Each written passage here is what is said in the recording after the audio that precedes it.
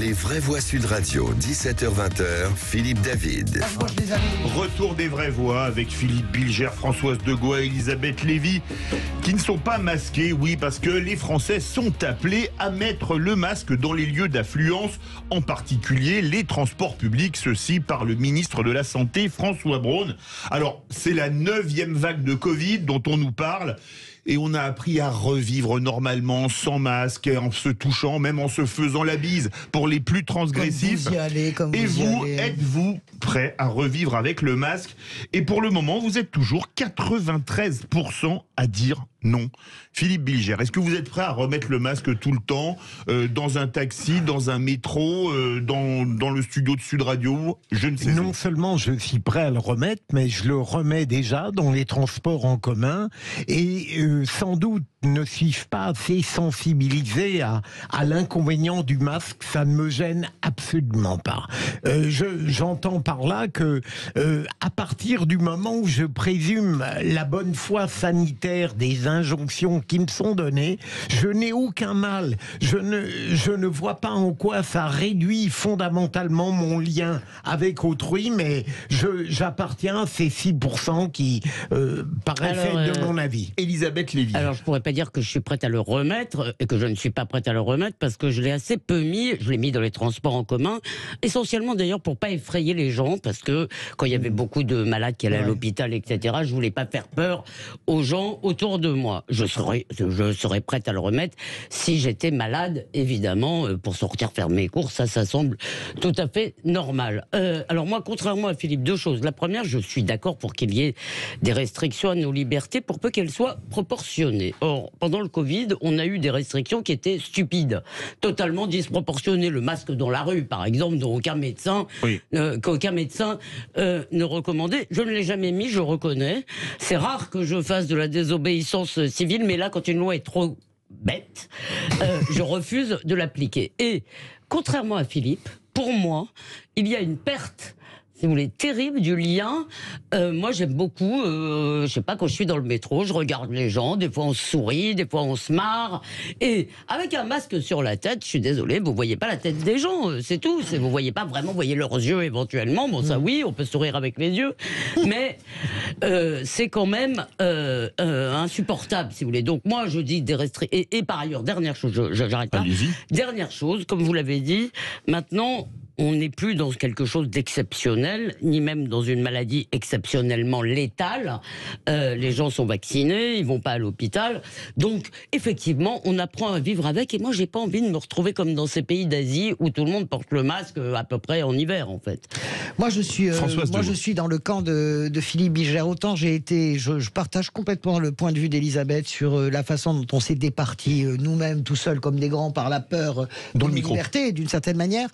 Mais je suis dans le camp de Philippe Bilger parce que je pense que c'est insupportable le métro à l'heure de pointe. L'autre jour, j'ai pris le RERB à 6h, et j'ai regretté de ne pas avoir un masque.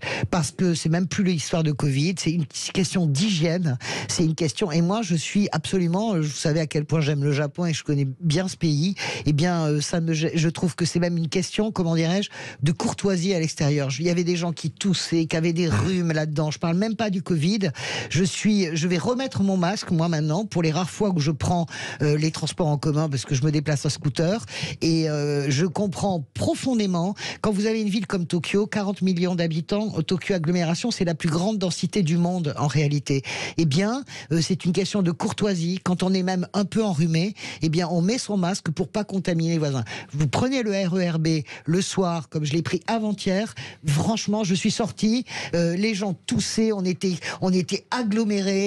Eh bien, je me suis dit, je vais remettre le masque, même pour une question vraiment de confort personnel. Elisabeth Lévy. Alors juste, d'abord, il faut faire attention à la limite entre l'hygiène et l'hygiénisme, mais je dirais aussi qu'il faut aussi faire attention à une chose, c'est que le fait d'être exposé des petits virus, à des... oui, nous protège. Je veux dire, nous protège. C'est-à-dire que si vous immunisez, si vous vous protégez tout le temps, vous ne serez plus du tout immunisé à la fin. Vous serez une petite chose Mais ils n'ont pas ce problème, les Japonais. Une petite porcelaine japonaise. Non, ils n'ont pas ce problème. Ils sont très costauds, les Japonais. Non, ils sont très costauds. Par ailleurs, ce qui m'étonne de votre part à vous, j'aimerais vous entendre là-dessus, c'est que vous ne voyez pas l'inconvénient. C'est-à-dire que pour vous, ne pas voir les gens sourire, ne pas comprendre ce qu'ils disent. Rappelez-vous, dans les magasins, les gens vous répétez 12 fois, ouais. Vous pouvez répéter, surtout quand on entend. Exactement. Et c'est marrant. Moi, je suis très sensible au fait que la parole, par exemple, pour moi, le masque, c'est un bâillon en fait aussi. Je comprends ce que tu dis. Moi, Philippe, je comprends absolument. Tu peux le ressentir. Je suis pas favorable au retour du masque dans les studios ou au retour du masque. Au bureau. Non, je suis favorable, même en règle l'obligation. Bah non, pas l'obligation. Ah non, on va arrêter les obligations. Là, je pense que plus personne n'a de capacité à accepter la moindre obligation. Je vois la 4e dose arriver au galop, je ferai de la désobéissance civile. Alors là, je vous le dis. Non, mais franchement, personne n'a... Je rejoins François, je l'ai mal exprimé. Oh, mais embrassez-vous, Folville. Non, on s'entend très bien. C'est pas une espèce d'intruse, va. Il est évident qu'il y a un problème d'hygiène. J'ai connu des moments dans les métros ou dans les autobus, évidemment. Et j'ajoute que lorsqu'on aura dominé la pandémie, je ferai comme les Japonais, quand j'aurai la grippe ou le rhume, je mettrai un masque. Mais quand on est soi-même malade, c'est ce que je disais. Je me moquais d'eux à l'époque, je ne comprenais pas pourquoi ils avaient un masque. Je parlais des Japonais pour cette raison-là, c'est de la courtoisie. Non, mais quand on est soi-même malade, je ne dis pas du tout que c'est ridicule. Voilà. On va quitter Tokyo pour partir dans la Haute-Garonne. Au 0826 300 300. Bonsoir Julie. Oui, bonsoir. Bonsoir. Est-ce que vous êtes prête à reporter le masque alors ? Alors oui, moi je suis prête à le reporter si nécessaire. Oui. Voilà, si on nous montre que du coup ça reprend, etc., il n'y a pas de problème. Vous êtes où en Haute-Garonne, plutôt sur l'agglo toulousaine ou dans les petits villages du Comminges ? Parce que c'est pas tout à fait la même chose. Plus en bas vers l'Aude. Ah, plus en bas vers l'Aude, d'accord, ok. Oui. Oui, parce qu'avant, moi, je travaillais dans un grand village des Marques, à Naïou. Bah, je vois vous savez très bien, oui. Voilà, en contact avec des clients H24, tout le temps, 500 clients par jour. Oui. Je portais le masque intensif, jamais eu le Covid, et j'ai repris un nouveau travail, là, depuis peu en distribution. J'ai eu 3 fois le Covid en l'espace de février. D'accord. Donc vous êtes prête à remettre le masque et là vous travaillez en la distribution, donc vous le mettez régulièrement dans le magasin où vous travaillez, c'est ça ?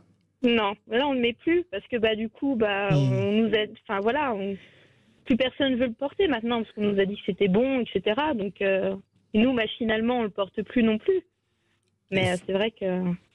Effectivement. Eh bien, écoutez, c'est votre point de vue. Sud Radio parlons vrai. Non, mais on donne la parole à tout le monde. La preuve. C'est intéressant et je trouve que reprendre cette habitude-là, c'est pas si mal parce que c'est vrai que peut-être à Toulouse, vous connaissez pas le problème des transports en commun, mais je vous assure, la ligne 1 du métro, n'importe quelle ligne à 18h, je suis sûr qu'hier j'ai vécu un cauchemar. C'est pour ça que j'ai posé la question à Julie, parce que si vous êtes dans le métro toulousain ou à Saint-Gaudens, c'est pas tout à fait la même chose. Mais regardez les Hautes-Pyrénées par exemple chez nous, et hier c'est le cas où il y a une recrudescence épidémique foudroyante du Covid. Pourtant c'est les montagnes, c'est le plein air, c'est incroyable. Donc on n'arrive pas à gérer ça. Merci beaucoup Julie de la Haute-Garonne. On salue les auditeurs haut-garonnais. Verdict sur Twitter.